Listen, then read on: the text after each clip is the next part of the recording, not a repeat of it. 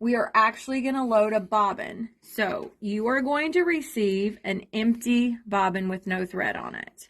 This bobbin has green thread on it because it was loaded with a spool of green thread. I have blue thread and an empty bobbin, so I'm going to load this blue thread onto my bobbin. So this fits on your bobbin winder. Don't worry about it so much. This is your bobbin winder tension disc, and here's our spool pin and cap. Again, I'm locating the notch.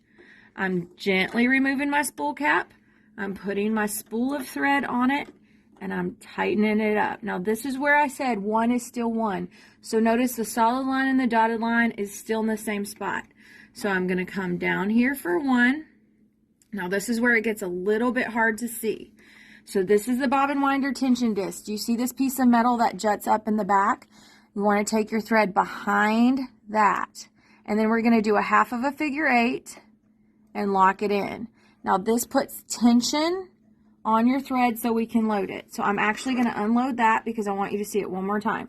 This back piece of metal, we're going to come behind the flat piece and then a half of a figure 8. And that holds tension on this thread so we can load it over here on the bobbin winder. Now, I'm going to get my thread in my fingers, nice and pointy.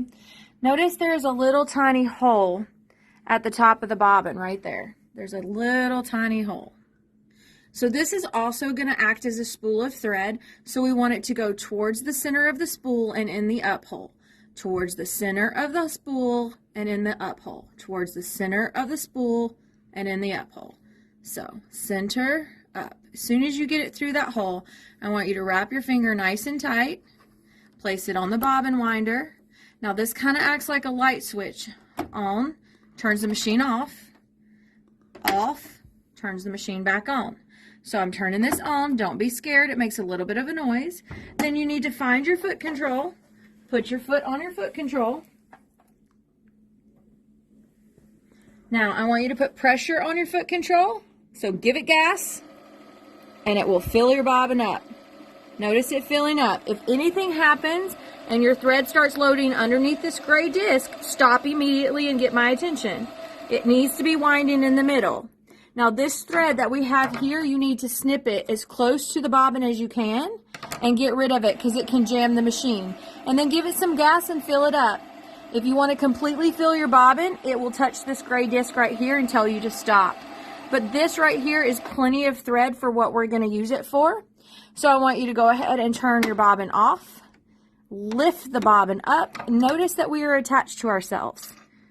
So I'm going to cut myself apart at a 45-degree angle. And then I'm going to disconnect my thread.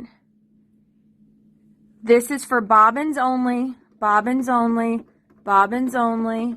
Now I want you to start over the way we began to begin with, the solid line.